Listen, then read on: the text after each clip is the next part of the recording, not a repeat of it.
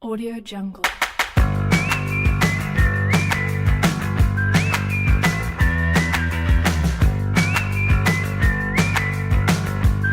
Jungle. Assalamualaikum warahmatullahi wabarakatuh. Perkenalkan, saya Elda Frimandika Nababa, Prodi Akuntansi semester 2 dari Sekolah Tinggi Ilmu Ekonomi Atmabakti Surakarta. Di sini saya akan sedikit menyampaikan materi tentang asuransi. Kita akan membahas pengertian asuransi, jenis-jenis asuransi, keuntungan dari perusahaan asuransi, prinsip-prinsip asuransi, contoh perusahaan asuransi, dan kasus asuransi. Pengertian asuransi. Asuransi adalah suatu alat untuk mengurangi risiko yang melekat pada perekonomian dengan cara menggabungkan sejumlah unit-unit yang terkena risiko yang sama atau hampir sama dalam jumlah yang cukup besar agar probabilitas kerugiannya dapat diramalkan, dan bila kerugian yang diramalkan terjadi akan dibagi secara proporsional oleh semua pihak dalam gabungan itu. Jenis-jenis asuransi dibagi menjadi dua, yaitu dari segi fungsinya dan dari segi kepemilikannya. Dari segi fungsinya, terdiri dari asuransi kerugian, asuransi jiwa, dan reasuransi. Sedangkan dari segi kepemilikannya, terdiri dari asuransi milik pemerintah, asuransi milik perusahaan asing, asuransi milik campuran, dan asuransi milik swasta. Asuransi kerugian yaitu asuransi yang memberikan perlindungan kerugian finansial pada objek yang diasuransikan akibat kejadian berbahaya. Jenis-jenis asuransi kerugian. 1. Asuransi kebakaran. Berguna untuk memberikan proteksi terhadap pelaku usaha yang memiliki aset berupa bangunan, pabrik, perkantoran, rumah sakit yang punya ekonomi tinggi.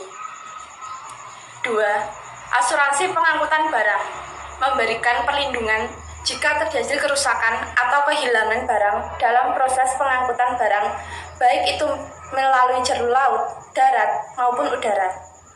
3. Asuransi aneka, perlindungan yang diberikan selain yang sudah di-cover oleh asuransi kebakaran dan asuransi pengangkutan barang, misal asuransi pencurian, kecelakaan diri, perjalanan, dan gempa bumi. Manfaat asuransi kerugian. 1. Memberikan perlindungan dan rasa aman. 2. Berfungsi sebagai tabungan dan sumber pendapatan. 3. Pendistribusian, biaya dan manfaat yang lebih. Contoh perusahaan asuransi kerugian. 1. Asuransi Sinarmas. 2. Asuransi BCA. 3. Asuransi BNI. 4. Asuransi MSIG. Selanjutnya, asuransi jiwa, yaitu sebuah layanan asuransi yang digunakan sebagai bentuk perlindungan terhadap timbulnya kerugian finansial atau hilangnya pendapatan seseorang atau keluarga, tergantung yang biasanya menjadi sumber nafkah bagi keluarga tersebut. Manfaat asuransi jiwa. 1. Meminimalisasi resiko yang tidak terduga. 2. Keluarga kalian akan lebih terjamin. 3. Banyak hal-hal yang bisa disiapkan. 4. Berbagai macam fasilitas memudahkan bisa didapat melalui asuransi jiwa. 5. Menenteramkan pihak kalian akan masa depan. Fungsi asuransi jiwa. 1. Media proteksi. 2. Media investasi. Contoh perusahaan asuransi jiwa: Prudensial, Manulife, AIA Finansial, dan asuransi Simas Jiwa. Selanjutnya, reasuransi, yaitu mekanisme pengalian kembali sebuah resiko atau seluruh resiko yang ditanggung oleh suatu perusahaan asuransi kepada perusahaan reasuransi. Manfaat reasuransi. 1. Meningkatkan kapasitas penerimaan resiko. 2. Menjaga stabilitas usaha suatu perusahaan asuransi. 3. Menciptakan rasa percaya diri dalam menanggung suatu resiko. 4. Membantu mengurangi beban keuangan suatu perusahaan asuransi. 5. Sarana melakukan penyebarluasan risiko yang ditanggung oleh suatu perusahaan asuransi. Bentuk reasuransi 1. Reasuransi proporsional, yaitu reasuransi di mana pembagian saham atau share price dan beban klaim perusahaan asuransi dan perusahaan reasuransi selalu dalam proporsi sama. 2. Reasuransi non-proporsional, yaitu reasuransi di mana pembagian saham atau share price dan beban klaim perusahaan asuransi dan perusahaan reasuransi tidak dalam proporsi sama. Metode reasuransi 1.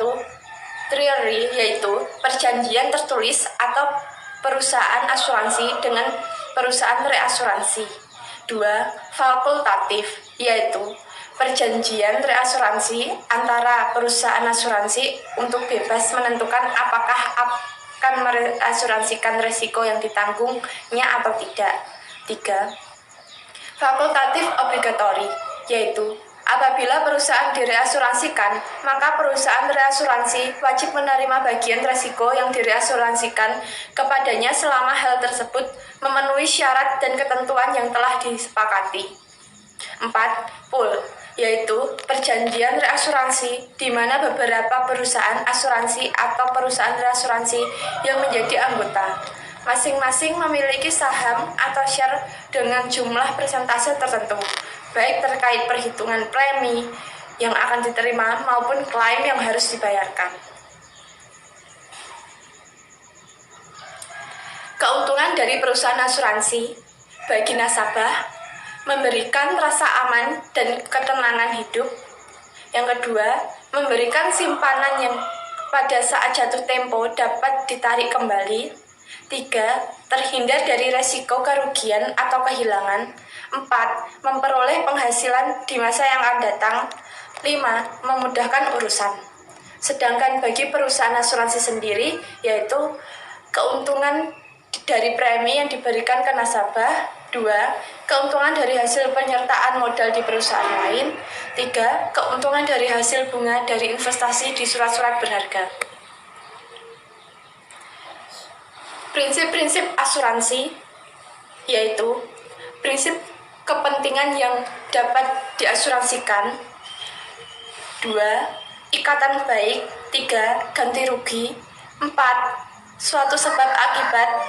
5. Subrogasi. Dan yang keenam, kontribusi. Contoh perusahaan asuransi. 1. Jasara Harja. 2. Asosiasi Asuransi Jiwa Indonesia. 3. Jiwasraya. 4. Asuransi Jasindo. 5.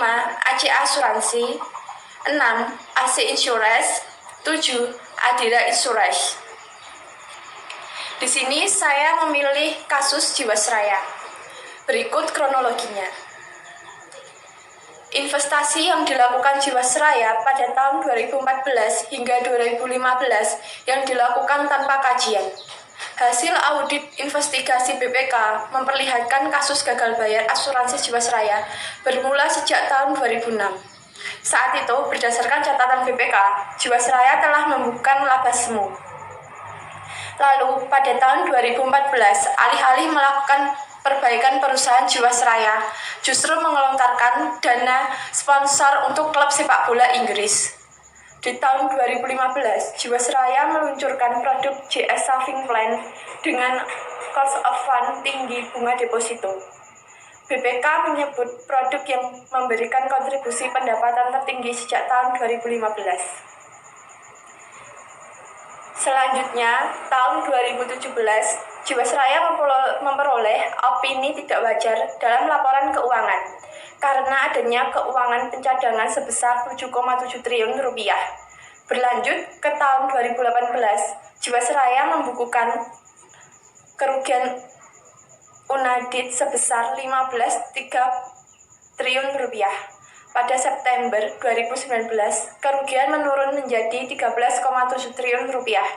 Kemudian, pada November 2019, Jiwasraya mengalami negatif equity sebesar 27,2 triliun rupiah. Penyebab dari kasus Jiwasraya tersebut adalah investigasi Badan Pemeriksaan Keuangan (BPK) terhadap asuransi Jiwasraya semakin menguak kejelekan. Jiwasraya termasuk adanya kong kali kong di dalamnya.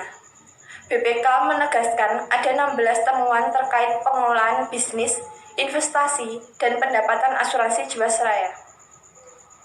Solusi dari kasus tersebut adalah Kementerian BUMN mengapresiasi hasil temuan BPK tentang Jiwasraya. Staf khusus Menteri BUMN Arya Sinulinga meminta semua pihak mempercayakan penyelesaian kasus ini kepada penegak hukum. Sementara, secara bisnis, pihak Kementerian BUMN akan melakukan langkah perbaikan dengan menyelamatkan perusahaan Jiwasraya. DPR akan membahas rencana pembentukan panitia khusus. DPR menilai langkah pembentukan panitia khusus ini merupakan langkah yang tepat untuk mengawasi penanganan kasus Jiwasraya. Sekian presentasi dari saya. Apabila ada salah kata, mohon dimaafkan. Wassalamualaikum warahmatullahi wabarakatuh. Audio Jungle.